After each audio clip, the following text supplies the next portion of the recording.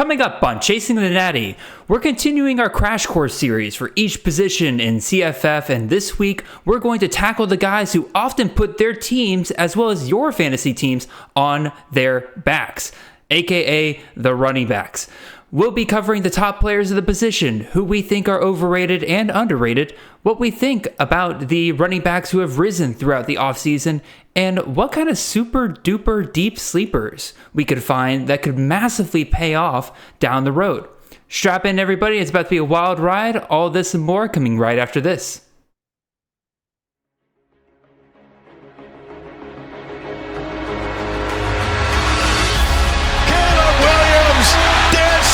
Cutting, mesmerizing run by the quarterback.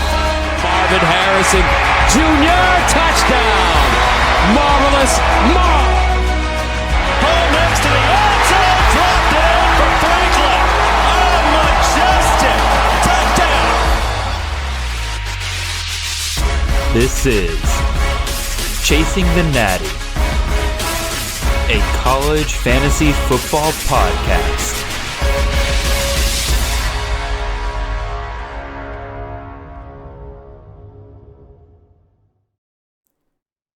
All right, welcome in, everybody. This is Jared Palmgren, host of the Chasing Natty podcast. I hope you guys are having a wonderful ride to your work on this Monday morning.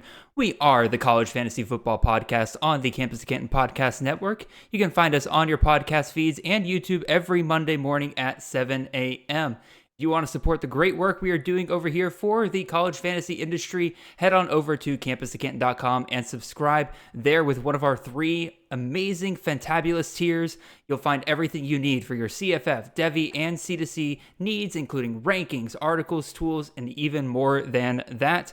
On YouTube, you'll also find our CFF mock draft live streams where we do a CFF draft every Sunday night with a different guest up until the start of the season. This week we have on Thor Nystrom from Fantasy Pros. He is not somebody that has really heard a ton on different podcasts in the industry, so you definitely want to tune in for that one right there. He's been playing college fantasy probably longer than I've been alive, so you definitely want to hear that. You can also find me and the show on Twitter. I'm at CFF_Jared. You can find the show at Chasing the Natty. Got a couple awesome things going on around here. First of all, Home Field, you know, those guys who have the awesome vintage college football fan gear, we got a discount with them. Promo code Campus2Canton. You can get 15% off all of your vintage gear over there. And also, make sure to check out the CFF guide, now released on the Campus Canton website. Has everything you need to get ready for CFF this upcoming year, including player rankings, team breakdowns, and even more than that, all for only $20. An absolute steal. Now that I got all of that out of the way, let's get into the show today. We're talking running backs here, and to help us out with that, I have Mr. Austin Nace from campus2canton.com, one of the founders over there. Austin, how are you doing today, sir? I'm doing great, Jared. Thanks for having me on. I was worried. I think this is the show on the feed that I have been on like least recently. Starting to think I'd never be invited back. So thank you for having me on here today to talk about running backs. I love talking running backs. Yeah, it really has been too long. I think the last time I had you on was, I believe, when we did a mailbag last time that you were on, I think. That sounds correct. Yeah. When I invited you on, you were like, I'm not a CFF expert. You really want me answering these fan mails? I'm like, you're going to provide a different perspective. And since then, you've gotten a lot better at the CFF side of things here. So that's why you're going to help us out with the running backs here today, Austin. So let's kind of go ahead and hop right into this by just discussing running backs in general this year, Austin. When you look at the running back landscape for CFF this year, for just production for this year, what do you see from kind of a 10,000-foot view? Yeah, so as somebody who is fairly new to CFF, and I play in one pure CFF league, a dynasty league. So I'm starting to get a little more familiar with it. I know that every year there are a lot of guys, unlike NFL fantasy, that like we've not really seen them play before. We're really trusting that the system and the news out of the coaching staff is what it kind of gives them the value here early in the year. But it seems like this year we have a lot more new faces than we usually do, especially around the top of rankings. Backs that we've maybe seen a handful of games out of, and that's pretty much it. So it's really, really interesting. I think this year, more than a lot of years, I'm actually diversifying my running backs, just because I'm not all in on really any of these guys outside a couple of names. So it's really interesting that you bring that up because it's something I made a point of when early on in the offseason. Running back got absolutely decimated by the number of transfers and the number of people heading to the NFL. Looking at the top 24 running backs from last year, I see 1, 2, 3, 4, 5 running backs from last year who are on the same team as they were last year or are still in college. You had 2 of them transfer, 2 Mac guys transfer, and then everybody else declared for the NFL draft. It was just an absolute gutting of the running back position. But then you have the next tier. Among the running backs 25 to 36 from last year, you have 10 of those guys returning. So we have a really solid kind of top tier of guys here. You had Blake Corum, Quinshon Judkins, Raheem Sanders, top 12 guys. We'll get to them in a second here. They all come back. And then guys like Will Shipley, LaDamian Webb, Samson Evans, Michael Wiley, Saban Gura, Braylon Allen. These guys kind of make up that second tier right there of like really strong guys there. But like you said, like that's a huge group of guys right there that some of them are going to move up into that top 12 range and are going to be warranted picks here. But a lot of them, maybe they just kind of get stuck in that kind of RB 25 to 36 range. But we'll definitely get into that. Let's go ahead and move on over to the top 12 running backs on the year here. Austin, I'm going to run through these here real quick. For those of you who are just getting into CFF, kind of coming back from the offseason here, you're not familiar with all the names, I'll run through this real quick. Our number 1 running back for the year is Mr. Quinshon Judkins, running back out of Ole Miss. Follow that with Mr. Rasheen Ali, running back out of Marshall. Number 3, Mr. Raheem Sanders out of Arkansas. Number 4, Braylon Allen, running back not out of UTSA like the graphic says, but out of Wisconsin. He is still over there. Don't worry, guys. We got Blake Corum, running back out of Michigan. You got LaDamian Webb, running back out of South Alabama. Number 7, Kavorian Barnes, running back out of UTSA. He's the one who's actually at UTSA. Number 8, Saban Gura, running back out of Ohio. Number 9, Mr. Frank Gore Jr., running back out of Southern Miss. Number 10, Will Shipley, running back out of Clemson. Number 11, Trey Benson out of Florida State. And then number 12, Marquez Cooper, formerly of Kent State, now moving over to another MAC school in Ball State. So, Austin, when you see the top 12 guys here, kind of what's your general vibe out of these guys? Yeah, I mean, I think Judkins is the number 1, just feels like a no-brainer to me. There's not a lot of other experience in that backfield, and we know he can do it. He did it last year. I think there are names here that you're kind of like, I think really after 4 or 5, maybe, there are red flags with all these guys that you kind of have to, your rankings will probably vary just based on how, some red flags maybe matter more to you and less to you, or you're, maybe a little less concerned about, for instance, Frank Gore, had 3 big games last year and nothing else. Yep. Maybe you're thinking that evens out a little bit this year, or a guy like Will Shipley, maybe his rushing production dips slightly based on like a market perspective, but if he's catching more passes, we don't care. So I think all of them kind of have like a thing about them, and we're just kind of trying to figure out like which of these things is least worrisome to us. Yeah, I definitely agree. I think there's really the big 3, the 3 that I see consistently go off in the first round. Judkins, Ali, Sanders. I have almost 0 problems with anybody picking any of those guys. The only thing I might say is that, like, again, I just value wide receivers a little bit more in the first round, so I haven't really grabbed a ton of those guys this year, although Rasheen Ali I've grabbed a couple of times. He's probably the one I'm the most likely to grab in the first round because Judkins is usually off the board before I'm willing to go after him, although he's fantastic, obviously. But you're right. After that point, you can kind of poke holes in pretty much every single one of these guys, including some guys here at the top. Like you said, we have guys here who had really, really big games, and kind of that's what propelled them to their good finishes. Like outside of Frank Gore Jr., LaDamian Webb was also kind of like that. Had 2 really, really big games in the middle of the year that made up for almost a third of his production last year.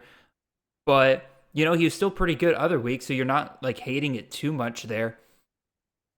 But let's go ahead and kind of break down because we don't have time to go over all 12 of these guys, we are going to break down each of Austin and I's 2 most important guys that we think it is important to discuss here. Like I said, Judkins, Ali, Sanders, I think they're all amazing. You guys know that I think they're amazing. There's other guys here that are kind of been under discussed that I want to bring up here. So we'll go ahead and start with my guys here. And the 2 guys I'm going to go with here are one Blake Corum and then Marquez Cooper. So Blake Corum is, again, our RB5, typically being taken around the second round there. He was absolutely incredible last year. He basically carried my Kings Classic team throughout that entire year, was just consistent in conference play. Again, he was RB7 last year. From week 3 onward, he finished outside of the top 30 running backs twice. And both of those guys were in the top 25 or top 45 performances. So he was just consistent every single week, except for 1 week against Ohio State where he got injured near the beginning of that game. He was just absolutely incredible. But a lot of that occurred while Mr. Donovan Edwards, his partner in crime over there with the Wolverines, was kind of being brought back pretty slowly on the injury front. Got injured pretty early on in the year. They were very slow to bring him back, get him the workload. And with Corum, doing Corum things, there was no need to really bring Edwards back as quickly as they did. But once they had Edwards and Corum got injured, Edwards got absolutely unleashed. 3 games in a row there, 20-plus carries, 216 yards, 185 yards, 119 yards, just absolutely ripped apart his next 3 opponents right there. So that really kind of brings it all back to what does it look like when both of these guys are healthy? Because we never really got to see that last year. Because again, Corum did great when Edwards was injured and limited. Edwards did great when Corum was injured and limited. So what does it really look like when both of those guys are out there? I'm still of the opinion, as is reflected in my rankings, Corum's still going to be the main guy there. I think Edwards was healthy in a lot of those later games last year, and he still wasn't quite getting the volume that he would get after Corum goes down. I think that's what it's going to kind of look like down the stretch. They might have said, like, oh, we're still bringing him back. I still think Corum's your main guy there. So, Austin, do you have any thoughts on Corum here? Maybe a counterpoint there as to why he may be going too high here. He won't be able to finish in the top 12 again because of Edwards. Yeah, I am not.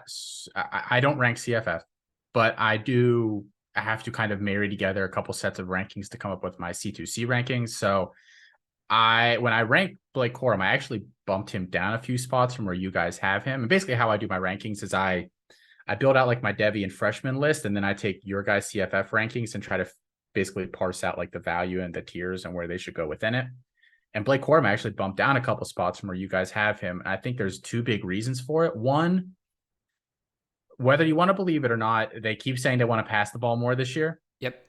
Which I think takes the ball out of his hands a little bit. And I think generally speaking, they want to have Edwards as the receiving back a lot more often than they want Corum. So I think that hurts a little bit. And then the other thing, obviously, as you mentioned, is just Edwards being there in the way, gobbling up some of those touches. And I don't think anybody realized how injured Edwards was last year until fairly recently with the hand, and he had a lower leg injury and all these things kind of factoring in that probably held him back a little bit, at least from a usage standpoint. So I expect to see a little more increased usage from Edwards this year. I know we've said that for 3 years now, but I think if he's healthy, that happens. And I think if they are serious about passing the ball a little bit more, I think both of those things hurt Corum's ceiling a little bit.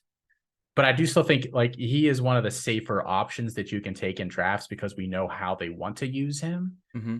And we know that their quarterback isn't a huge guy that's going to take away a ton of red zone opportunities. So I still think the red zone opportunities are going to be there for him. Touchdowns will vault him up a little bit. So he's safe. I just don't love projecting him as like a top 5 back overall, personally. Yeah, because even with the incredible year he was having last year, the highest he ever got was RB3. So, but like you said, even if he cuts back a little bit this year, like, what's his floor? Like, RB20? Like, I still think he's 100% worth taking in this range because you know he's not going to be like a Lou Nichols was last year, where it absolutely just got crushed unless Corum gets injured again, in which case that's a whole other can of worms that gets opened up right there. Other running back in this range that I want to discuss is Mr. Marquez Cooper. And Austin, I will ask you, of these 12 guys, what is different about Cooper compared to the rest of the 12 in this range right here? I don't have confirmed weights on the top of my head for some of these guys, but he's got to be the smallest guy by at least 20 pounds here. Well, there is that is one difference, but I was thinking of something else here. I kind of referred to it earlier. That's all I got. That's all I got. He's the only transfer out of the top 12 guys here. He's the only guy who transferred to who is at a different school than he was last year. Again, you got other guys here in the top 12 and even guys in the top 24 who were at their school last year. Maybe they weren't the guy, but they're stepping up into the guy role this year. Marquez Cooper is one of 2 transfers in the top 24 here. Now, he is transferring over from Kent State to the Ball State. It's not like you have a huge change in competition there, so you would expect that he would do well. But also, we're all kind of projecting that he will be the guy at Ball State. Like, plenty of reason to do so. I'm just saying, like, we kind of almost throughout the offseason, we've kind of taken that for granted just a little bit because, again, we don't get a lot of information out of these MAC schools. We know what Marquez Cooper can do in the MAC, so we assume that he could probably do it at Ball State as well. But other transfer running backs have not worked out in this range in the past. Like, let me tell you about some guys last year. This is a pretty ugly list right here. Transfer running backs taken in the top 24 last year that really did not work out. Zach Evans, Ole Miss. Now, that worked out for a couple of weeks, but he kind of fell off throughout the year. Maybe you can say, okay, Black Swan event, Quinshon Judkins is a beast. We didn't really see that coming. Corey Kiner, running back out of Cincinnati. Drafted as the RB21, finishes the RB 232nd. Kamar Wheaton, running back out of SMU, drafted as the 24th running back, finished outside the top 300 in running backs. So, as much as we like to project that a lot of these guys moving to the new schools, like it's just going to be the same thing there, I think we've got to be a little bit more careful than we have been with Marquez Cooper. But that's the big reason why I wanted to bring him up. I still think he's fantastic. I still think he can dominate in the MAC. Just know that if you are taking him as your number 1 running back for your team, that's a huge risk. I feel much better if you're taking him in like the 2nd or 3rd round if you already have another running back on your team. Austin, your thoughts? I've been guilty. I think of these top 12, he's probably the one that I've spent the least amount of brain power thinking about this offseason. I do think I've been guilty of just assuming that he translates because of the similar competition levels. There's no internal competition there. So it does feel a little different than some of these other guys from last year. And I think I liked Evans and Kiner last year. I did not like Wheaton. I think each of those you can kind of point to a separate issue for all of them that Fair maybe point. is more explainable than just transfer didn't acclimate. So I do think I feel pretty good about Cooper. Not a sexy guy by any stretch. And I don't know exactly like what his huge receiving upside is going to be. I'm hopeful that he with their 2 major targets of their tight ends, I'm hoping that it can be a participant in the receiving game. Because if he is, he does have some pretty nice upside there. Yeah, again, being a smaller guy, scat back kind of size right there, I would imagine he has some pretty good speed and hands right there. But again, here I am going assuming again. So, Austin, let's look at some of your guys. Who are the 2 most important guys that you think are in this range? Yeah, I put down Rasheen Ali and Sia Bangura. So starting with Ali, I mean, I just think the big question with him, and you wrote it down here and you summed it up well, does he pick back up where he was in 2021? And I think the evidence from the end of last year says yes, when he came back from what we found out later was actually an injury. 15 carries or so in the 3 games he came back and averaged over 6 yards per carry in 2 of those 3 games. So I'm just hoping that he has a full role there, that he, has completely recovered from the injury, because if he has, then I think he's just a no-brainer. I know in CFF leagues, I think he's still valued very highly in C2C leagues, which I play a lot more of. I think there is a little bit of post-hype drop in his value. So he's a really exciting guy to me personally, just because I do think if I had to actually pick a running back that finishes as RB1 this year, I would probably pick Rasheen Ali. I get the Judkins slightly above him. I personally would pick Ali. I think we've seen it from him before for a whole season. At the level of competition, not great. Team's going to stink, but who cares? Yeah, again, they're going to ride him completely. And I was kind of looking at some of the other options that Marshall has over there. I do kind of like Ethan Payne just a little bit. I think like if you're in a CFF Dynasty League, like Ethan Payne should be somebody that you probably go ahead and grab and stash like right now. Because again, Ali's going to leave probably after this year, and he could be a guy that takes over. But Ethan Payne was healthy all of last year, and Ali came in for 3 games and almost and did outproduce him on a yard by yard basis. So that tells me that this Marshall staff is fully ready to start utilizing Ali like they did again last year. No clue why they completely lied about why he was out for the entire year. That was one of the weirdest things I've ever seen in my life. And it's not like the lie made it sound like less innocuous. Yeah, it was like they made it sound like he was like struggling with something in his personal. I was like, why don't you just say that he hurt his knee? Just say he hurt his knee. Maybe that is struggling in your personal life. Maybe he injured himself in his personal life, but like still, just say he injured his knee. It's not hard. Yeah, I don't know why they made it somehow like they chose the one option of the description that made it sound like more worrisome. Like I was like, I hope this dude's okay. Yeah, like more worrisome, or like that he like was acting immature or something like that. Like I don't know. It was super weird. Anyway. Talk to me about Bangura, Austin. Why do you consider him the other most important running back in this range to discuss? Yeah, I'm just interested to see. He's one of the few guys that are up here in the top, 10 backs that he's on the same team, assuming the same rule. And that offense doesn't really change that much from last year if we're assuming that Curtis Rourke is healthy going into the season, which I think we are now operating under that assumption. I think the big question for me is, does he continue to get the receiving work that he did in some games last year? There were games last year. I don't think he's a dangerous receiver, which is what gives me pause about it. I think he's a capable receiver.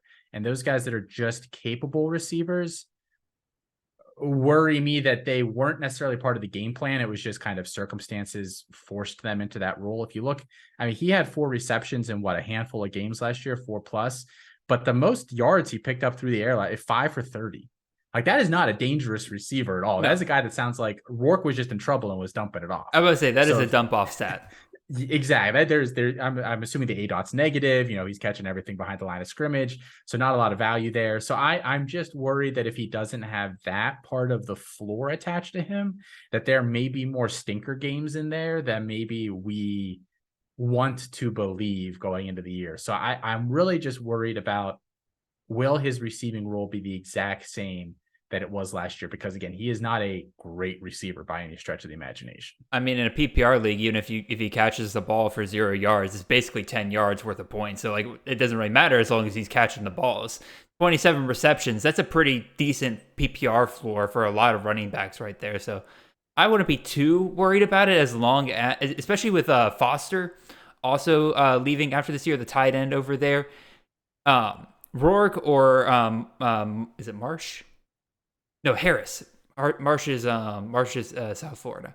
Harris, if they need a dump off option, Bangura is going to be there for them. They don't have their tight end to dump off to as well anymore. So I think he's probably going to hit 27 receptions and more this year. Like you said, he's not going to be a guy that they, do a slant route to or anything like that, target him 10 yards down the field or anything like that. But the thing that really sells with Bangura, though, is, again, just like his volume that he was getting at the end of last year. 5 straight games to finish the year of 20-plus carries.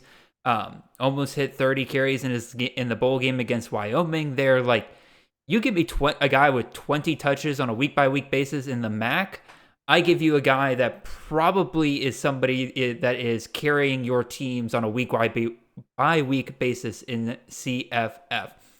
My major question when I kind of started researching was like, okay, is he impacted at all if Rourke is out? Because like Sam Wiggless was hugely impacted last year when Rourke went out. I was curious to see if Bangura had kind of a similar dip in production. He didn't. If anything, it got better for him because they had to rely on him. So maybe if Rourke comes back, he gets a little bit less value there. But again, he does have some receiving upside there. So maybe he gets a couple of those touchdowns from Rourke. Yeah, quite frankly, just if Rourke's there, I think the offense is better. And a better offense, just all you're just hoping there's longer drives and more touchdown opportunities. I mean, that's essentially what that means. And high scoring games. Gotta love the MAC. All right, sip of water there. Let's go talk about the next tier of running backs here. Let's go to the running backs 13 through 24. I'll read through these real quick. Number 13, Damian Martinez, running back out of Oregon. Number 14, Jace McClellan, running back out of Alabama. Number 15, Rodney Hammond Jr. out of Pitt. Number 16, Samson Evans out of Eastern Michigan. Number 17, Travion Henderson out of Ohio State. Number 18, Jaquindon Jackson out of Utah. Number 19, Raymond Davis, former running back out of Vanderbilt, now out of Kentucky. Number 20, Mr. Nicholas Singleton out of Penn State. Number 21, LaQuint Allen out of Syracuse, back in his rightful place after he is not suspended for the year anymore. Number 22, Donovan Edwards out of Michigan. Number 23, Carson Steele out of UCLA. And number 24, Roman Hemby out of Maryland. I should clarify for everybody that these rankings are based off of the ECR we have for CFF over on campuscanton.com. If you are wondering where these numbers are coming from, it is not ADP. It is a average of all of our rankings between the 5 CFF experts we have over there. All right, Austin, looking at these next 12 guys, what do you see here, man? A lot of guys that are in split backfields, and I think we're just kind of hoping that they end up taking the reins or something happens to the other guy, and I think that's where you start getting some of the value. I don't know if I'm playing a pure CFF format that I love Travion here, or I love Nicholas Singleton here, or I love Donovan Edwards, but I think you can also recognize that one injury to somebody else, like if Katron Allen goes down to Penn State, they don't have it's funny. Penn State actually does not have a lot behind those guys this year. Like that, Singleton could be in line for a huge workload. Really, same with Donovan Edwards there at Michigan. I think the one guy that probably doesn't apply to is Travion because they've got Hayden there and they've got Mai, and like they've got other capable backs, so he might never own that backfield anyway. But it's a lot of split backfields here. Even Carson Steele, I mean, he might be losing that job, which I find to be fascinating.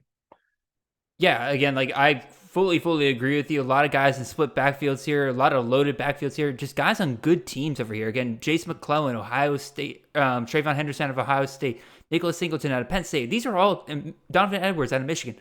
All of these guys are on teams that we expect to dominate. You forgot a great team there, Jared. Come on, man. No, Rodney Hammond at Pitt. I'm not doing that, Nate. I'm not doing that, Austin. All of these guys are on teams that we just expect to dominate throughout the year. And the better part is when they're dominating, the game script helps out these running backs right here. So I think that's another kind of big thing that kind of creates a lot of floor for guys in this range. So Austin, let's start with your 2 main guys here. I know it says my guys here first on the sheet here, but I'm kind. I want to let you go first this time. Talk to us about your 2 guys here, one of which you just had to talk about him because, you're a Pitt fan, but also I love him to death. So I'm happy to talk about him. Well, you wouldn't give Pitt their due here, so I'm going to have to do that for us. I'm really interested to see what happens with Rodney Hammond. And for the record, I am in on Hammond this year. I do think that he's going to have a good year. I think my biggest question for him, and you wrote down replacing Izzy, but I think the real question mark is how good is he in the red zone? I think that's going to dictate a lot of his value. I can remember his freshman year when they were rotating him pretty hard with Izzy there. There were multiple drives where Izzy would basically get them down to like the 12. They'd pull him to give him a rest. They'd throw in Hammond and they'd give it to him twice and he'd lose yardage on both carries. Mm-hmm. And then they would put Izzy back in there and he'd punch it in. That happened a lot over the past couple of years. Hammond isn't tiny, but he's not big either. And I think more importantly, he just does not run with that much power. So I do think that could really dictate his ceiling this year. Is just how good is he in goal line situations and short yardage situations? Can they leave him in there for those, or do they have to rotate him out for someone else? Between the 20s, I have no doubts about him at all. He actually looked better than Israel Bonaconda before he went down last year. I think people forget about that at the end of that WVU game. He was excellent in that game before going down. So I don't have any questions about him racking up that yardage in the middle of the field.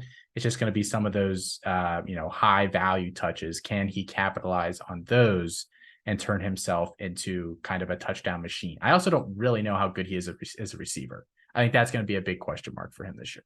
Yeah, look, the main thing that makes me excited about Hammond is when I look at his 3 games last year where he was the RB1 for the Panthers because Izzy either wasn't playing that game in the case of Syracuse and UCLA, or he actually, again, like you mentioned, he started off as the RB1 for Pitt last year in their very first game in West Virginia. Now, was that by design? Was that just a hot hand situation? They were going to split between those guys, and then Hammond just happened to be better that game? I don't know. But regardless, we do have 3 looks here, and it kind of touches on a couple of the things you're asking about there, Austin. Against West Virginia, 16 carries, 74 yards, 2 touchdowns. Against Syracuse, 28 carries, 124 yards, and a touchdown. Against UCLA, 25 carries, 93 yards, and 2 touchdowns. All 3 of those games, less than 5 yards per carry, so he's not Izzy. He's not explosive. That's kind of the big thing there, and I don't expect him to be Izzy. Izzy was the RB2 last year. Hammond's being drafted in the RB10 plus range. I care way more about the safe floor here. You take those 3 games right there and you extrapolate it out to 12 games, assuming that he's the RB1 every single week.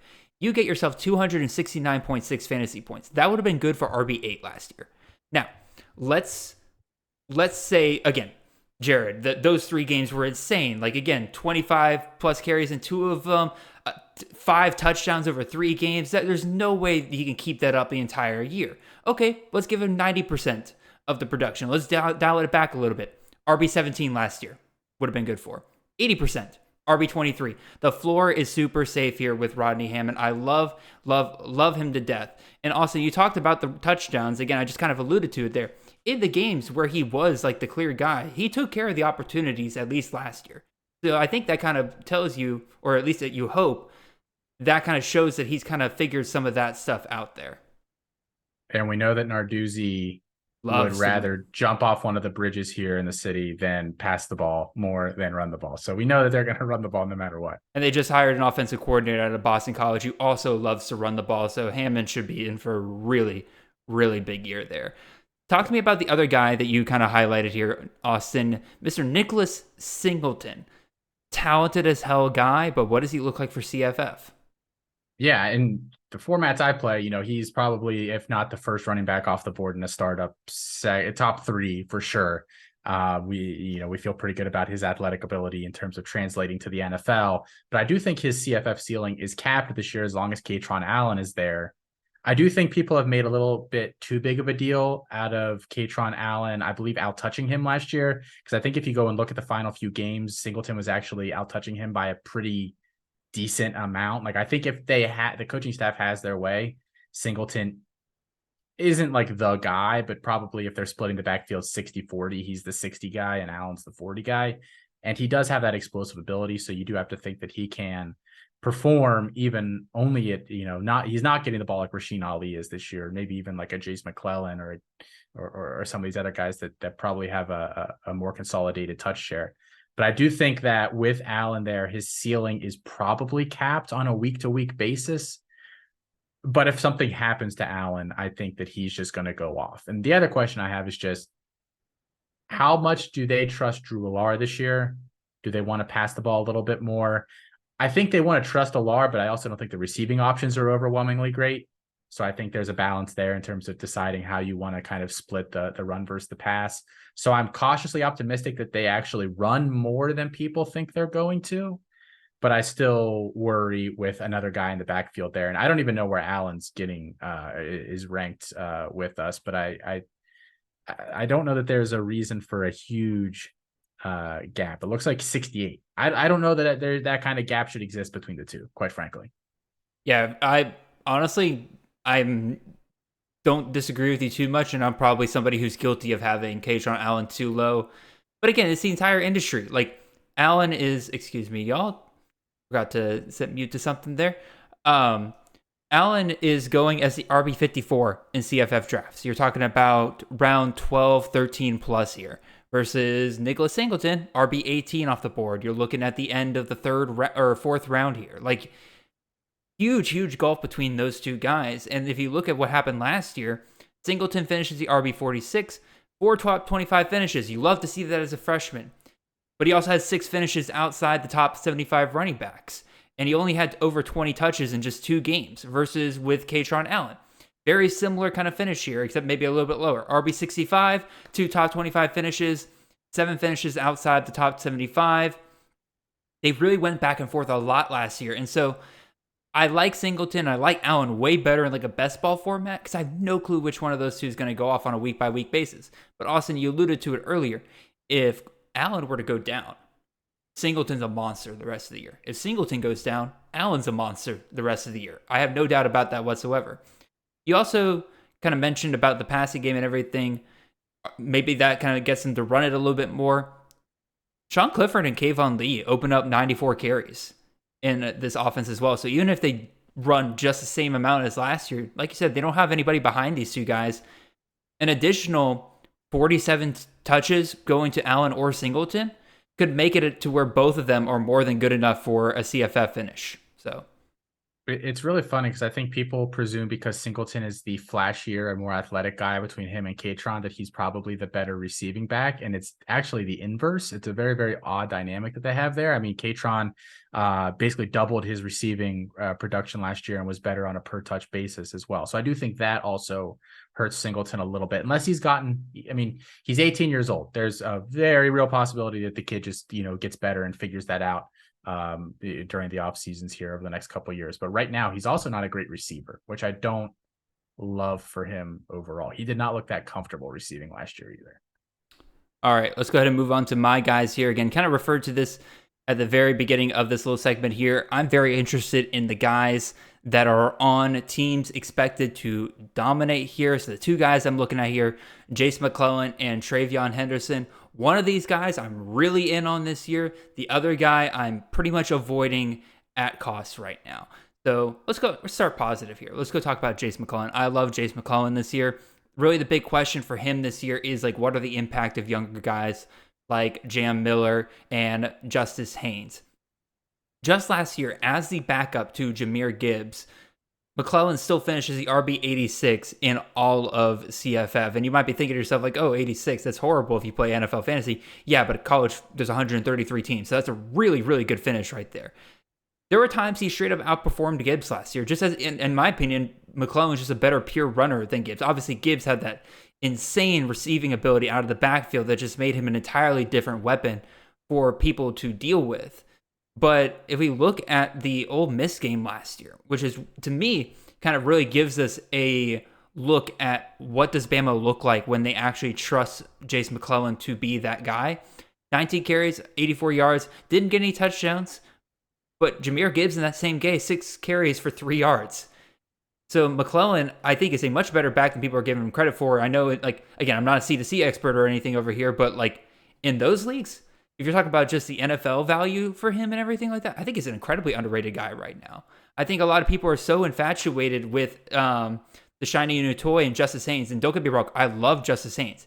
Incredibly talented back. I'm mad that Georgia didn't land him. That Bama got a really good one there. This is going to be Jace McClellan's backfield. There's no doubt about that in my mind. He has the ability to run between the tackles. He has a pretty solid receiving ability. Again, 14 catches, 174 yards, and 3 touchdowns last year. Again, do I think he's going to be Jahmyr Gibbs? No. But do I think he'll get that 30, 35 catches that the number one running back for Alabama's gotten pretty much every year the last 5 years? Yeah, I think he absolutely can do it. So fully in on Jace McClellan this year. I think he's going to absolutely smash. Austin, your thoughts, man? I think we could do a whole hour to hour and a half show just on Jace McClellan. I think there is a legitimate greater than 20% chance, let's say, like a legit, realistic opportunity or chance that he sees a Josh Jacobs-ish rise like he did his final year there at Bama. I think there isn't really a proven 3-down skill set threat on that roster with him. I think Roydell's kind of a grinder. Jam Miller, I think, will be relegated to minimal touches. Haynes, I don't expect as much from Haynes this year. And I think the other thing with Alabama this year is because the quarterback situation is just so, I don't want to say bad because I still don't think we know, but I think it's so up in the air that I think what they're going to rely on the run a lot more. Mm-hmm. And I think that it's because the running back or the quarterback is so unproven that they're going to want proven guys on the field with these quarterbacks who don't have a lot of experience. Yep. So even Buckner and Milroe do not have a lot of experience. They have about the same amount, like 3 games worth of college play time, essentially. So I think they're going to want guys like Ja'Cory Brooks on the field, guys like Jace McClellan on the field that just have experience, that can pass block, that will get their assignments correct, that will be in the right place at the right time to kind of cut down on some of these mistakes that you could see from a new quarterback. So I actually think that favors McClellan a lot. Of any player outside the top 12 in our rankings, I think Jace McClellan has a chance to be a top 5 back this year. Just full stop. I think he's going to have an excellent year. One other thing I'll kind of throw out here, and again, this is me kind of going outside my comfort zone a little bit, but it is something I kind of find interesting the last couple of years. Bama, relative to where they have been, have taken somewhat of a step back. Obviously, they're still probably top 5 program in the country right now. They're absolutely incredible. But a lot of guys I've listened to that follow that program a ton really do kind of point out the fact that a lot of the guys in the trenches have been kind of lacking compared to what Bama has had in the past. That's why you kind of see guys like J.C. Latham and this year Proctor being touted as guys that could be starting year one. I mean, J.C. Latham pretty much did start year one. They made a committed effort to going and grabbing guys in the trenches who are going to be physical, who are going to run the ball down people's throat. And I do think that is now going to pay off a ton for a Bama team that is looking to get back to its roots. And they have a guy in Jace McClellan that does kind of remind me a lot of, like you said, of some of those backs that Bama's kind of had in the past. Again, he's no Derrick Henry or anything like that, but I do think he is what Bama has been looking for in the running back. He probably would have been there sooner if he could have stayed healthy. And it really was only that one injury. It was. So, obviously he had torn ACL. It's not a pulled hammy, but so I don't have any worries that he stays healthy the whole year either. I think he can fully handle a 250 touch workload. Now let's flip this over. Let's talk about Travion Henderson, a guy who was incredible coming out of high school. He was the RB9 in CFF as a freshman. Like, dude is obviously just insanely talented. But in his freshman year, he walked into a running back room that was looking for somebody to take the reins because there was nobody really there that they could truly rely on. Again, because of that, he finishes as the RB9 as a freshman, drafted as the RB2 in CFF last year, and finishes the RB 133. Dude only hit 20 points just once, despite playing in 8 different games. Now he was injured, very limited. They were trying to get him back out there, but they never really could trust him to fully be healthy. I mean, he barely played in their most important game of the year. It actually didn't play at all in the most important game of the year for Ohio State at the end of the year in the Peach Bowl. That's just the kind of year that he was having. But because of that, you had guys like Mayan Williams step up last year. RB 58, very dependable guy for Ohio State, almost 800 yards rushing, or over 800 yards rushing for them last year. I don't think Mayan Williams is going to take a huge step back this year. Because again, he showed that, hey, I'm a guy that you can rely on. Dallin Hayden, the true freshman last year, he stepped up and in my opinion really earned more work because he looked really good down the stretch as a good tandem there with Mayan. Chip Trayanum, a guy that we all loved at Arizona State, goes to Ohio State, goes to linebacker. He's now moving back full-time to running back. And then everybody forgets about Evan Pryor, another 4-star running back who was really set to have a really good year, a really big year, his true sophomore year last year, and then he tears his ACL. So that running back room is loaded, just straight up loaded. And unlike Jace McClellan, I don't think Travion, experience-wise, talent-wise maybe, but experience-wise has the head and shoulders above ability that compared to the rest of the guys here. Again, I'm still blown away by the fact, by the way, that none of these guys transferred after the spring. Like Evan Pryor, you couldn't find a better opportunity somewhere else. Like Chip Trayanum, I get he's already been transferred. But like Dallin Hayden couldn't ride that ability maybe somewhere else. Like I don't know. That's a side conversation right there. But anyway. But again, let's look at the bright side here. Like, Fields, Stroud, Ohio State could afford to pass a ton. Maybe Kyle McCord's not as good right there. Maybe they run a bit more. Maybe. But even with that happening, that'd be okay. If this was like a Penn State situation where it's like Katron Allen and Nicholas Singleton, that's it. They got like 5 legit guys here. I just don't see a path to Henderson beating his value here in this range. So if you're betting on Henderson, you're betting on his talent that we haven't seen since his freshman year. Again, he's been injured, so fair enough on that. But that is truly a loaded backfield.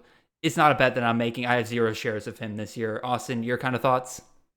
Yeah, I agree. And again, another guy that, in a C2C format, we really, really like him. But in a CFF format, I'm probably not really, frankly, interested at all, especially if it's a dynasty, because he's probably leaving after this year too. So it's not like you're going to get a couple more years out of him there. I do want to push back. I know some of my cohort here want to claim that he is soft as a back. No, I don't think he's soft. I definitely think he's a more passive runner.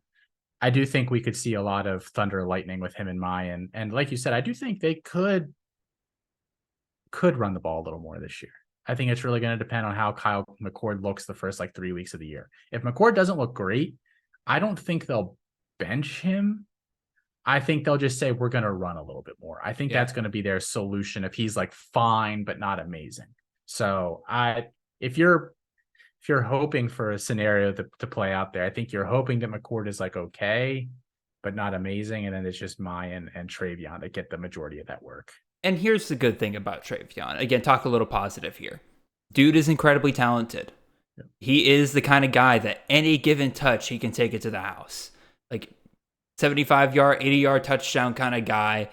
You don't need him to get 25 carries or 25 touches in a game for him to be relevant. He could get 10 and just rip off a couple of 30, 40-yard touches, and you're pretty much good to go there, get a couple touchdowns along with it.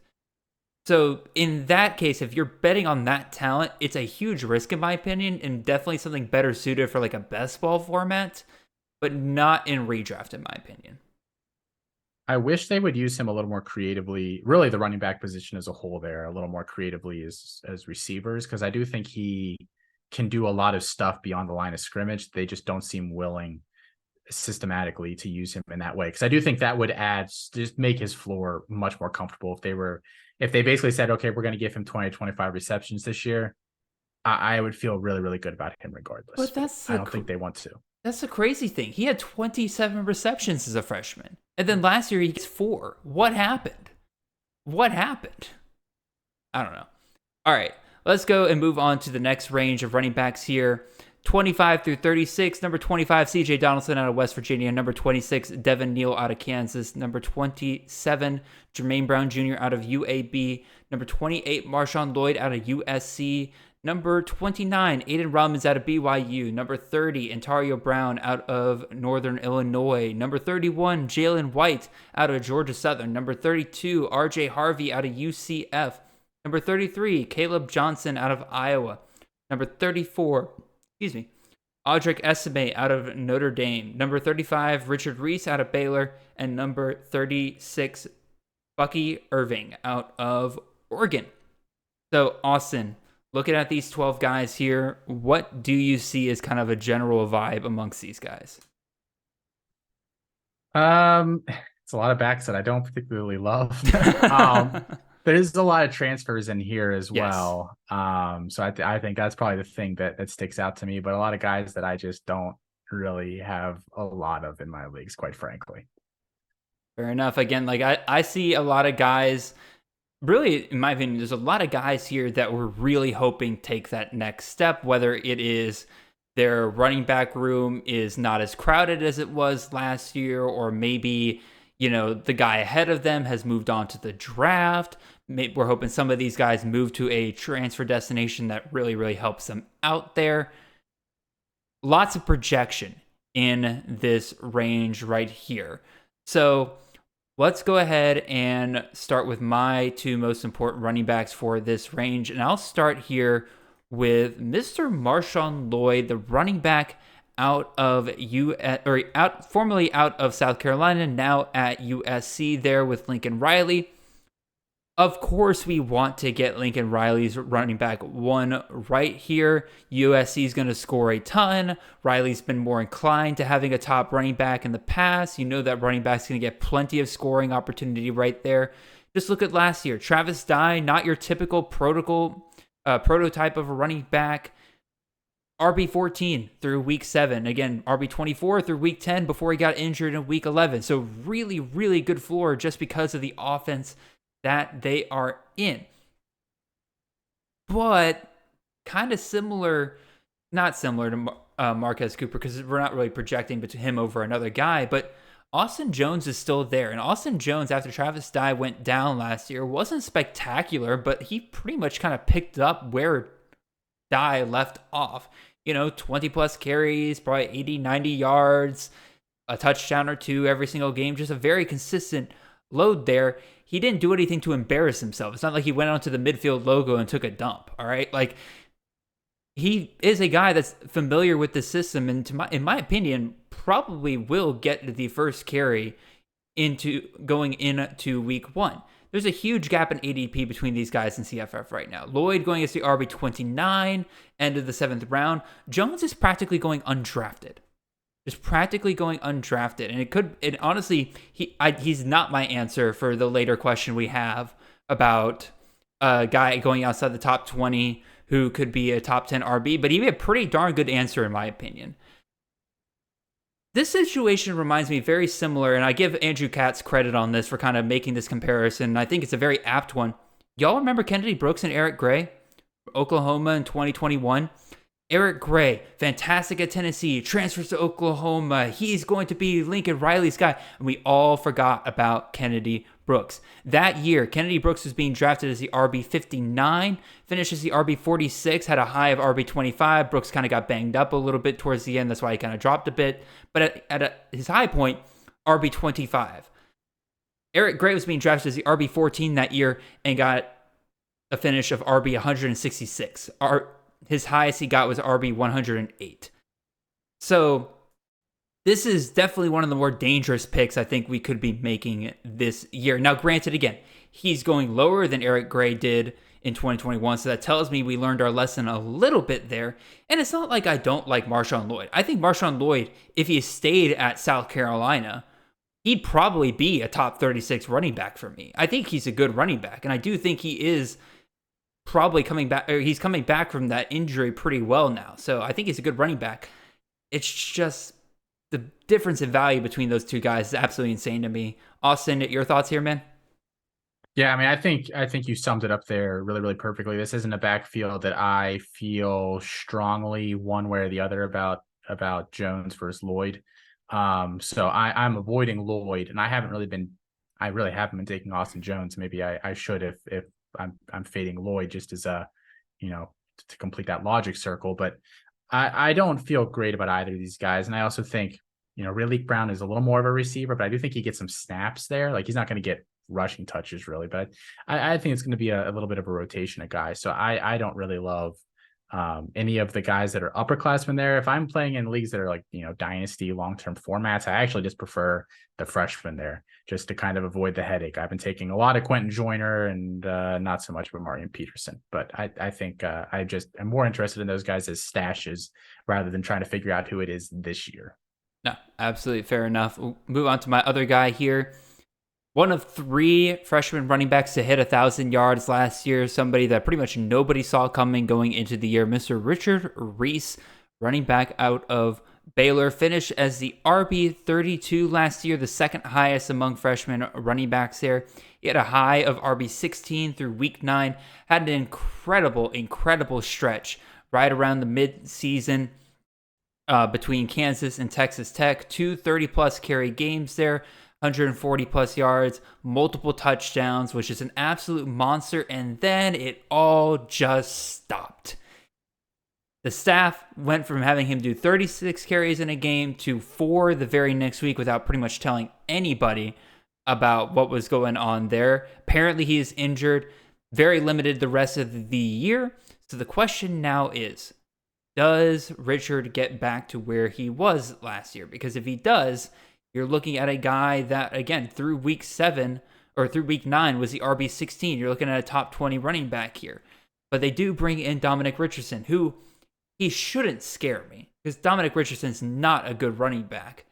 But people I know who follow Baylor pretty closely are saying that both the beat reporters, and the staff are kind of talking up Richardson a little bit. So maybe this does become a bit more committee-ish than we really want to see with somebody like Richard Reese. Again, he finishes the RB32 last year, being drafted as the RB35.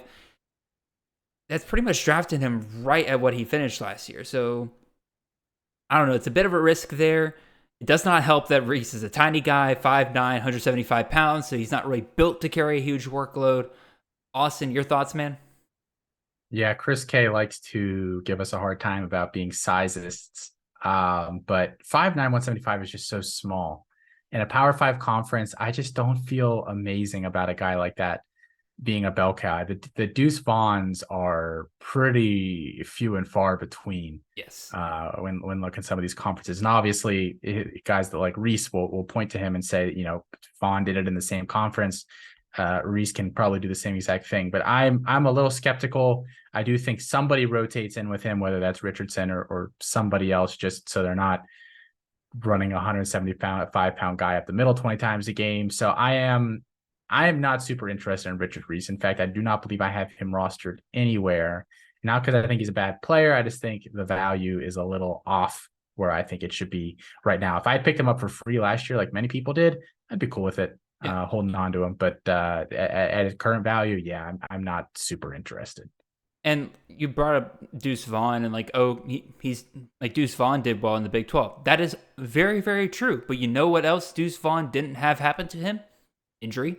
And we just saw Reese have to be limited after he was given the workload last year because he got injured after that heavy workload. So again, I don't think the staff is going to move back to that for him anytime soon here. So definitely somebody I feel like we just need to be talking about a little bit more there.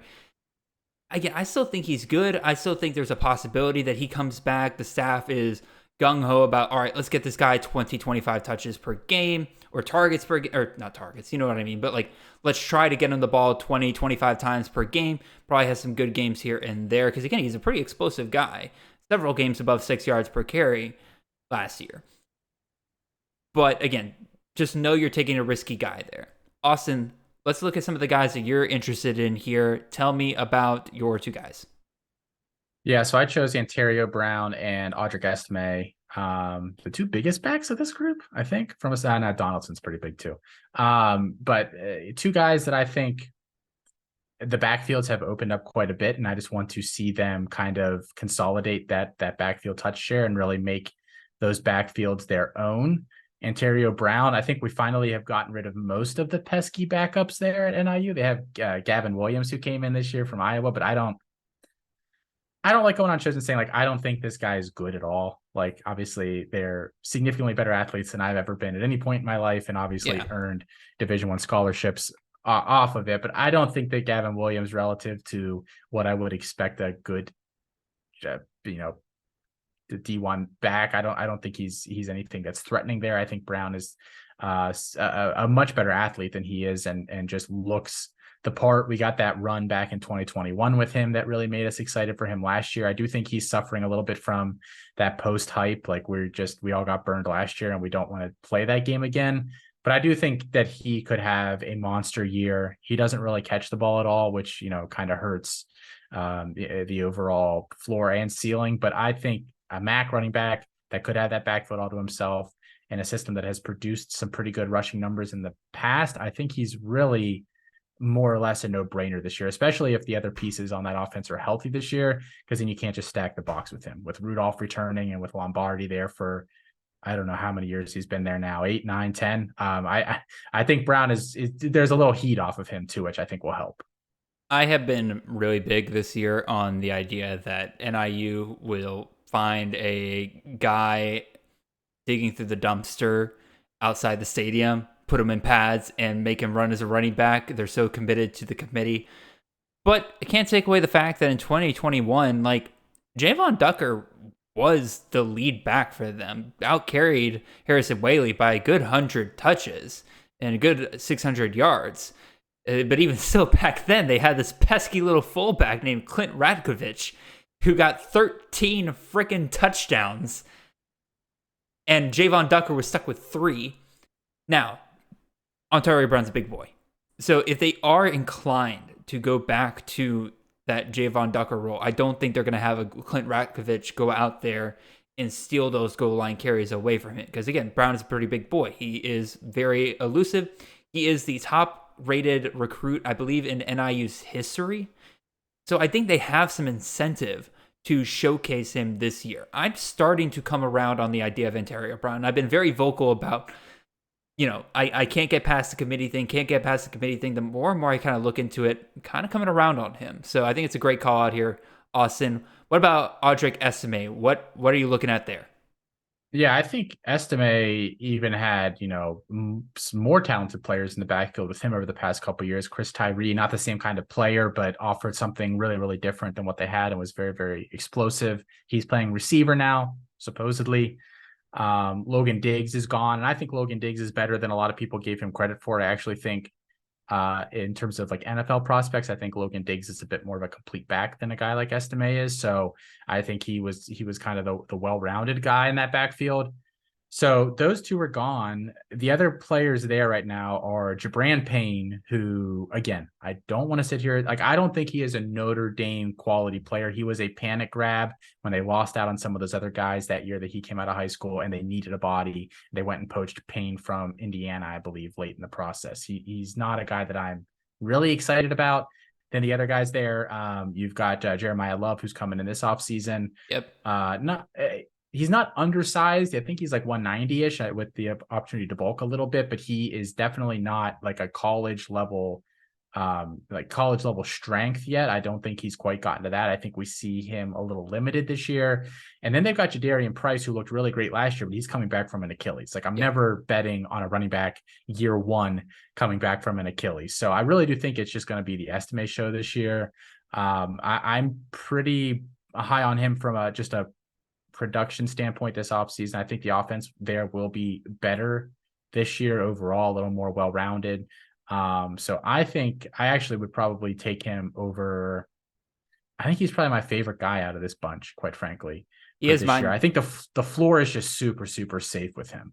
He is mine too. I have him as my RB18. Again, he's RB34 here. I'm pretty sure it's Chris Moxley dragging him down. So I was on the clock the other day in a draft and Estime was sitting there and I pulled up our rankings. I was like, why is Estime so low? And then I clicked where you can see where everybody has him. And I texted Moxley and I was like, what do you know that none of these other guys know? Like, did you update this? And he was like, oh, I just think he stinks. I was like, okay. So I mean, fair enough, but then who in this backfield is would you expect then to rise above Estime? I mean, you can say committee, but this kind of gets to my point. Between Logan Diggs, Tyler Buckner, and Drew Pine last year, there are 128 vacated carries on this offense. And probably even more since, again, Chris Tyree's moving to wide receivers. That's another 100 carries that opens up right there. So 348 carries, we'll say just at max, 348 carries are opening up in this offense. Notre Dame's going to run less than they did last year because last year they had to run the ball. That's why they kind of split it up between multiple guys because they had to run it so much. But so take away like maybe like what? 50, 75 of those carries. So that's still like 275 carries right there. Take away maybe like 25 more because they're probably still going to give Tyree some carries even though he's moving to wide receiver. You're still left with like 250 touches. Obviously not all of that's going to Estime, but he's already got 156 carries from last year. If he can get like 75, 100 of those carries, you're talking about a guy well north of 200 carries right there. So I 100% believe that he is going to have a very safe floor, and especially if he keeps up his efficiency from last year. Last year, he almost hit 6 yards per carry. Very safe floor guy. I love Estime this year. I think he's getting a little too high, I'll admit, in ADP a little bit. Again, he's up to RB15 this past month. That puts him right around like Marquez Cooper, Jace McClellan. Like, I'm taking those guys probably ahead of Audric Estime. Rodney Hammond, I definitely would take a get over Estime. Because again, Estime, like, for all the opportunity I see here, it's still projection versus those other guys. I've kind of seen them do it already. So cool it a little bit on the Estime. I know like a lot of us experts got on him really quickly right around the same time. So it kind of shot up a lot of people's rankings, but I say bring it back down just a little bit. All right. 15 feels rich. Yeah. All right. So that's our top 36 running backs. Let's go ahead and talk about some guys. Again, we kind of talked about a couple guys already that are going too high for our taste. But let's kind of break down 3 guys real quick, Austin, that in a CFF format we think are going too high. I'll start here. We kind of touched on it earlier with the UCLA running back room, but Carson Steele I think is going too high. Again, there's a possibility he's probably not even the starter at UCLA. There's kind of been back and forth on where he's kind of in that pecking order, whether it's the RB2 right behind TJ Harden, or at the end of the spring practice, the 247 writer was saying that he was the clear RB3 with some fumbling problems and stuff like that. So he gets that figured out, I'm sure he'll be fine. But even still, I think it's pretty clear he's not the far and away best UCLA running back like we want him to be. And he has come down since the spring, because in the first draft we did, he was being taken in the second round. Now he's kind of dropped down into the round 5-6 range. Still way too high for me. I'd much rather take TJ Harden at a much better value later. We'll talk about him in a second when Austin talks about his guys that he thinks are going too low. Frank Gore Jr. is another one I think is going too high. He's somebody I've bumped down in my rankings recently because I've just kind of come around to the fact that I do like him as a talent, but man, last couple of years, his value has come directly from just 3 or 4 big performances throughout the year. This past year was 3 big performances, one of which wasn't even during the fantasy season. Week 1 and week 13, so on the very end of the season, that accounted for 1/3 of his regular season fantasy production. Otherwise, he only finished above 20 points just one time, and that was on week 12. So if you had him on your team, you would have given up on him by that point pretty much. And you would have see him go for 20 points in week 12 and be like, oh, that's a fluke. And then you don't even get the championship monster game that he had in week 13. Obviously, you love to see that he finished with 3 strong performances there at the end of the year, because 20 points in week 12, 30 plus points in the championship in week 13 and in the bowl game as well. You love to see the strong finish. It still just feels like a much better best ball play than a redraft play, especially where he's being drafted in the top 12 running backs. I'd want a running back who's way more consistent on a week-by-week basis, even in best ball. I still want to have that safe floor guy in the top 12 guys, and then I'll shoot for upside later. Last guy here, this is kind of a throw in here at the very end, but I did see his value starting to rise this month, so I'm going to nip this in the bud. Josh McCray, running back out of Illinois. Guys, Illinois is going to run a committee this year. They've been pretty open about that from the coaching staff, that what they did with Jace Brown last year was 100% by necessity, because they just kept getting guys injured. They got McCray, they got Love, they got Caden Fagan coming in this year, who is expected to kind of play a role because that dude's a freaking monster of a human being. There's just other guys in that range that are much better shots, in my opinion. Caleb Johnson, either one of the Boise State running backs, Ontario Brown, we just talked about, RJ Harvey out of UCF. I'd rather take any of those guys over Josh McCray. I think his value is getting a little too rich right now. Austin, quick thoughts on those guys? And then you can get to your 3 guys. No, Illinois is one I agree with. And I didn't understand the Chase Brown hype last year either. I think the Chase Brown gang got super lucky that McCray went down game 1. Because otherwise, I think he would have been, RB 40 on the year or whatever. The people who had him ranked very highly and that worked out for them last year, I think that was quite lucky for them. All right, Austin, go ahead and let us know. Who are you looking at as guys you think are being drafted too high in CFF? Yeah, I'll start with CJ Donaldson at West Virginia. It's not just because I'm a Pitt fan and I can't stand West Virginia. He only played 6 or 7 games last year, and he left the Texas game early. So whether you want to count that one or not, is up to you. He really had 2 big games last year. That opener against Pitt, where I don't think Pitt was prepared for him at all, quite frankly, that opening game, because he was supposed to be a tight end, and then he showed up at running back. So 7 for 125 in that game, and then against Towson, he went 9 for 101. Every other game, he was average to below average in terms of rushing efficiency. He's not a big receiver, which is odd to me, or at least wasn't used that way last year, which is odd to me since he's got a tight end background. And I think the most important thing actually to consider with West Virginia this year, and I think West Virginia is going to potentially they won't be the worst Power 5 team because Northwestern exists, but they're going to be really, really, really, really bad this year. Really, really, really, really bad. I think they're going to be terrible. It's a coach that they clearly is a dead man walking.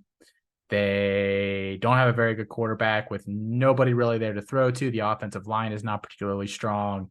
I think their defense isn't great, so I think they're going to be behind a lot. Like, I just do not get the CJ Donaldson stuff. So RB20 is like, I wouldn't even consider him until like RB40, like double that. Like, I just don't love him this year. Jaden Ott, actually, now that it seems like he's dipping a little bit, I actually don't mind the range he's going in. RB45, I thought he was closer to 40. I like the receiving floor a lot, but I just don't think they want to use him as a rusher consistently. I think that's why, I know they didn't have anybody in that rushing room, but I think that's why they also went out and got players that are capable of playing, especially a guy like Byron Cardwell, who I think will share the load there. And I don't expect that Cal offense to be particularly good. So I think, RB45 feels about right for Ott. And then Devin Neal, again, I just think this is going to be a split backfield. I think Kansas is going to be worse than they were last year. I don't think the game script is going to be super helpful for him. I like him. I think he's a good player, and I think he's going to go to the NFL and be a good player there. But RB28 feels really, really high to me. I don't do my own CFF rankings. Feels like something around 40 would feel more appropriate there for him. Yeah, I think that's roughly where I have him around. So quick note on Donaldson.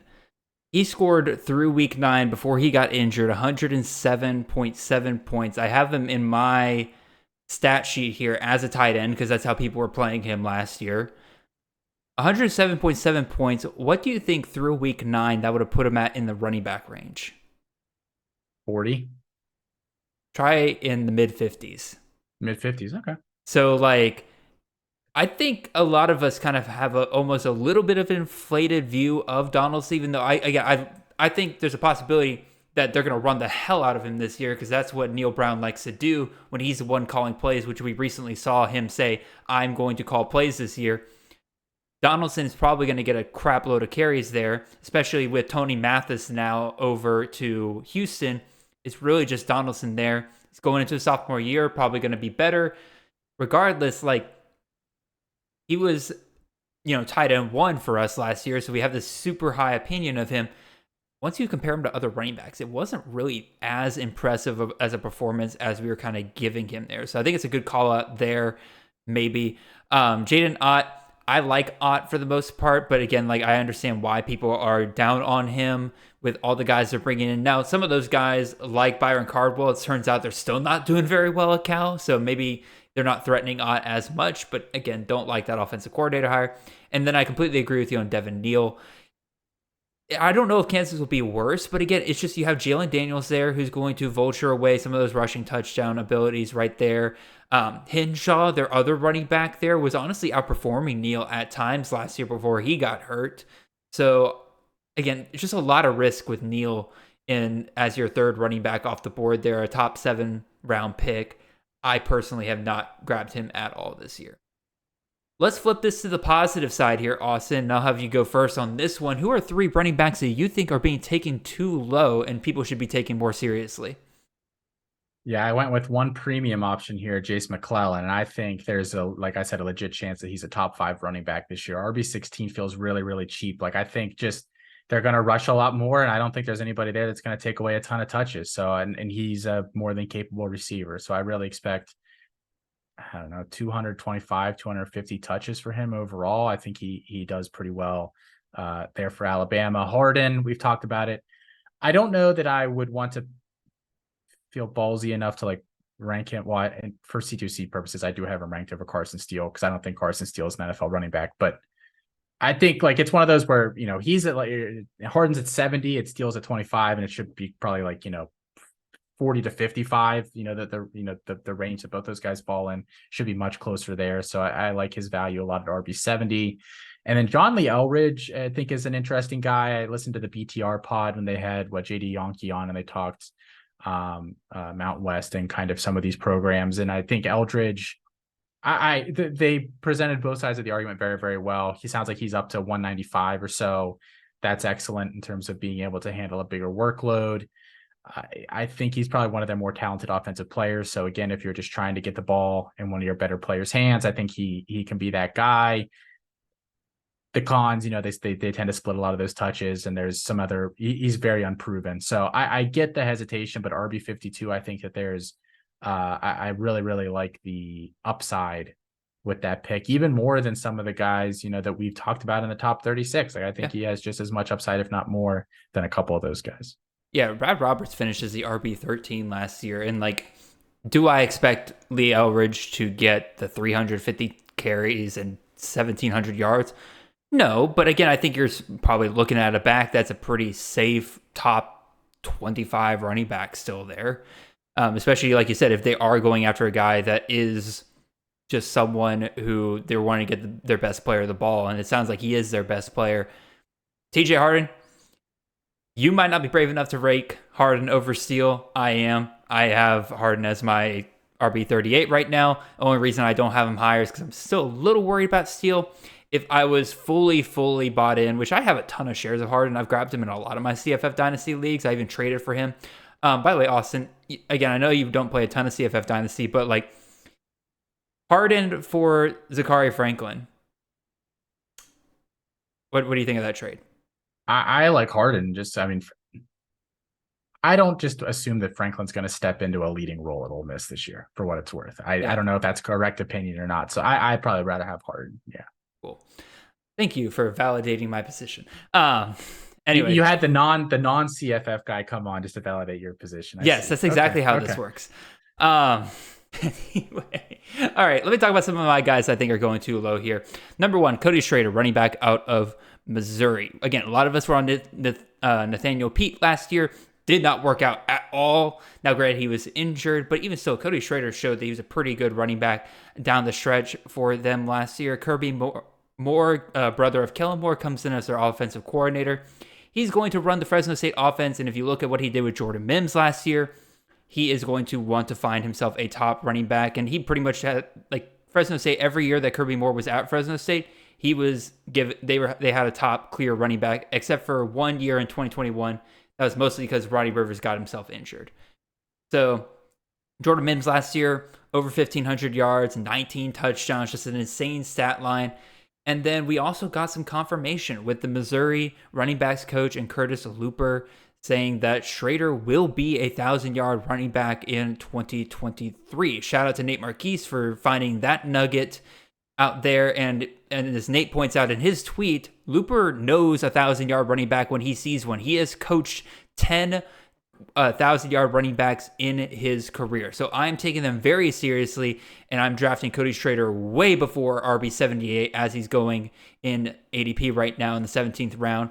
Oh, and by the way, Eli Drinkowitz, he's only the number 3 coach in America when it comes to getting his number 1 RB fantasy points per game over the last 5 years. So, yeah, love Schrader right there. I think he's a great value. Malik Sherrod, speaking of Fresno State, Malik Sherrod stepping up where Jordan Mims was. I mean, just look at what Ted Ledford and the Fresno State system have been able to do the last couple of years with Ronnie Rivers, Jordan Mims, running a lot of the same stuff there. Why is Malik Sherrod not being given the same treatment here? He's going as the RB 85 in drafts, 17th round, late 17th round there. Tedford is a top 20 coach over the last 5 years for the RB1 production. Feels like an absolute steal there later in your drafts. Last but not least, this is a guy I've not talked about at all, pretty much the entire season, mostly because, I didn't love where he was going when the season first started, but I knew he was kind of dropping a bit. Didn't realize he was dropping to the RB 82, but Trey Sanders, running back formerly of Alabama, heading over to TCU, now down in the 17th round. I get we're worried about him not being the same 5-star running back of the past, lots of injuries. Totally get it.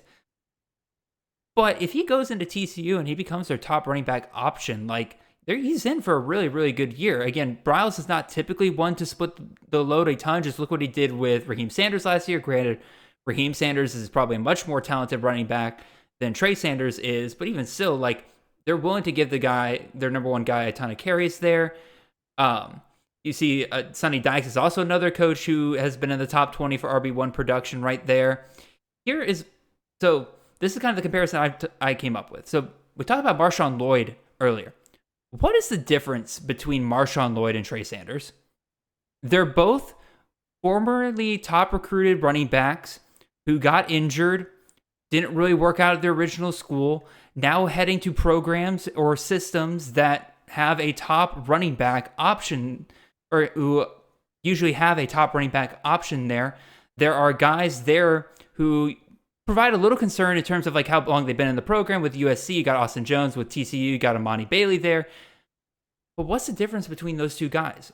Marshawn Lloyd's being drafted as the RB29 as if it's clear as day that he'll be the number one guy. Trey Sanders is dropping to the RB82 because people are afraid of Amani Bailey. I don't get it whatsoever. I think Trey Sanders is an absolute value right now. Even if it doesn't work out for you, like RB82, you're talking about your 7th running back off the board there. Like if that doesn't work out for you, oh well. Like he should be going higher. What do you think, Austin? Yeah, I think Sanders versus Lloyd. Lloyd feels easier to stomach just because he's only had one injury, whereas Sanders has multiple. I think that's really the only difference between them. I think if you're sitting down thinking about it, just the 2 major injuries from Sanders is really, really tough to stomach. I wish if I knew that Trey Sanders was a better receiver, I would feel really good about him. Mm-hmm. But I don't know. I don't remember him being a plus receiver out of high school, and then they never used him that way at Alabama. For what it's worth, he didn't play that much. He is an interesting player. He's an interesting player. I don't know that Amani Bailey is what I'm scared of. I'm just scared of him not being able to hold up because he's had 2 like significant injuries. I mean, that car crash that he was in, True. They didn't know if he would play again. So like, it's scary. But yeah, you said if you're taking him as your RB7, I mean, screw it. What the heck? Yeah, what the heck? Again, this is the system that gave us Kendra Miller last year. If you go by the offensive coordinator, he gave us Raheem Sanders last year. Like. TCU, if their offense keeps going this year, their top running back's going to eat. And if Trey Sanders is healthy and he, again, he doesn't have to be 5-star Trey Sanders to be a productive CFF running back here. He could be even 3-star Trey Sanders and he'll still be pretty good here. RB82 is a crime, dropping way too low. Alrighty. Real quick, Austin. If you could have one running back competition that you could have the crystal ball to see the outcome of, which one would it be? Yeah, first off, the fact that you don't have Jadon Blue on the Texas side is just personally very offensive. I only had 2 guys on here. I'm sorry.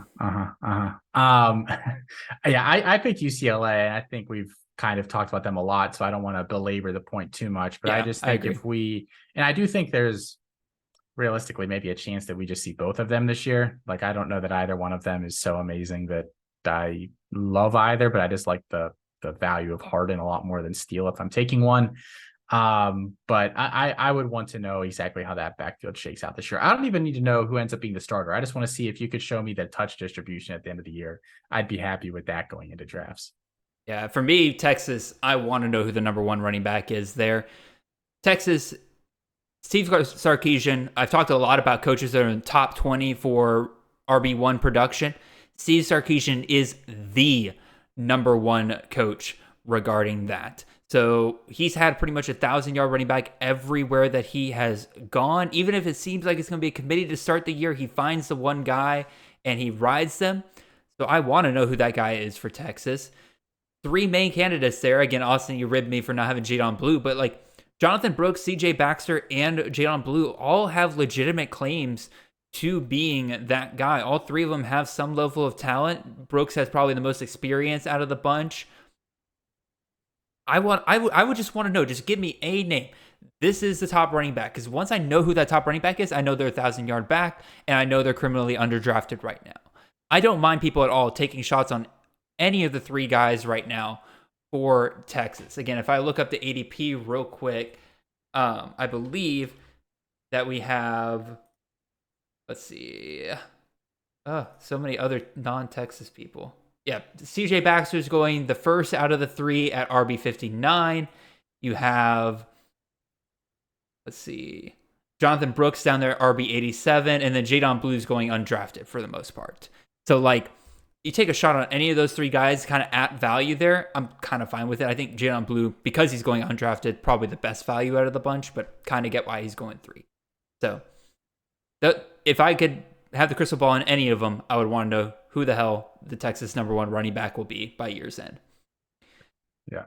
Let's talk real quick, Austin, here about some guys who've been rising throughout the offseason. These are guys that if you're just tuning into CFF, like, you're taking a break during the offseason, you're trying to get back into it, you might not have heard of really some of these guys, or you're thinking like, what, like, where did this guy come from? Got three guys here. We talked about one of them earlier with John Lee Elbridge out of Air Force. We kind of explained why people are kind of coming around on him. Ashton Gianti, the true sophomore out of Boise State, is the second highest jumper from RB75 in March to RB40 here in June.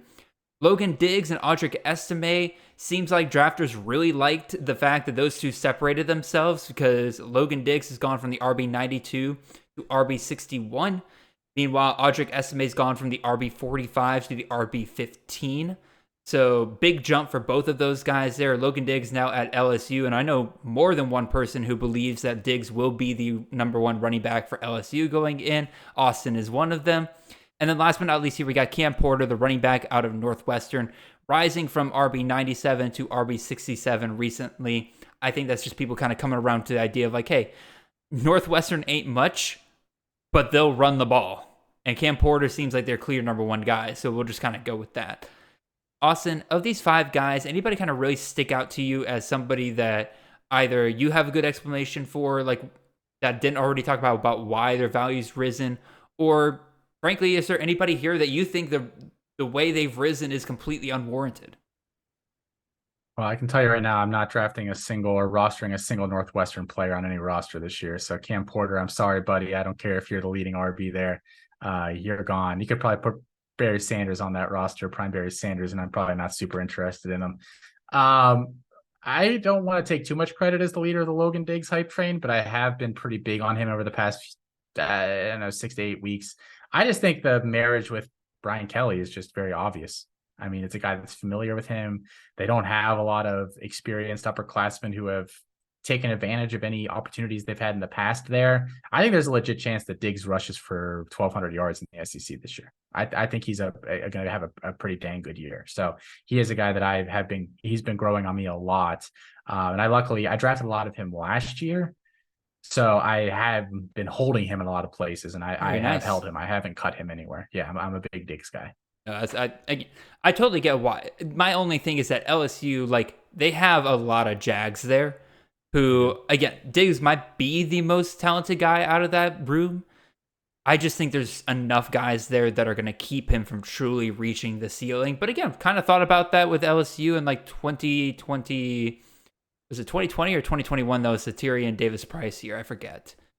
But like that year, I thought it was going to be a complete mess. And Tyrion Davis Price did break out from the bunch. And I do think if you get that this year, it will be Logan Diggs. So, alrighty. One last thing that we're going to touch on here, Austin, is some guys that are going outside the top 20 rounds who could finish RB10 or better. So we're talking super deep guys that you're like at the end of your drafts, you're really trying to hit those home run guys. You did not put down a guy here. So I am going to give you two names here, one of which I think you're going to like. I have an answer. I didn't want to sound dumb if I put it because I don't. Oh no! I want to hear this now. No, I'll give you an answer. I want to hear it. You go first. So if I'm thinking about a guy like this, I'm trying to think of offenses that are going to be really good this year. So there's going to be some touch opportunity and some, just opportunity for lots of scoring. I actually, if something happens at Washington and Dylan Johnson becomes the guy there, I actually love Dylan Johnson this year. Okay. I think he is the most talented guy, but obviously he's the new guy. So we'll see if he can take that job or not. But yeah, I think that if he gets that job, that offense will be prolific enough and he's a good enough receiver where I think he could, I don't think he finishes in the top 10, but I could see him as like an RB2 type finish this year if he actually gets that job. Yeah, I like that answer way better than the other name that I had written up on here. So we're going to go with that, and then nobody's going to find out who that second name I was going to put out here. I will say I am very, very in on this guy I'm about to talk about here, and I have to give credit to Andrew Katz here. I contractually obligated to give him credit because he was the one who really kind of put this name out there, and the more and more I dug into it, the more and more I'm kind of coming around to the idea of it. Ladies and gentlemen, potentially your next Mohamed Ibrahim. No, not Sean Tyler. Let's go over to Rutgers. Yes, that's what I said, Rutgers. Mr. Samuel Brown the fifth. First of all, awesome. Second of all, this dude was off to a pretty impressive start as a true freshman last year. Again, has your kind of normal, one touch game one, Against Wagner, they gave him a little bit more, got 2 touchdowns, 66 yards in that game, so they kind of give him a little bit more run. And by the time October rolled around, he had games of 15, 16, and then 28 carries. They were ready to start rolling with this guy right here.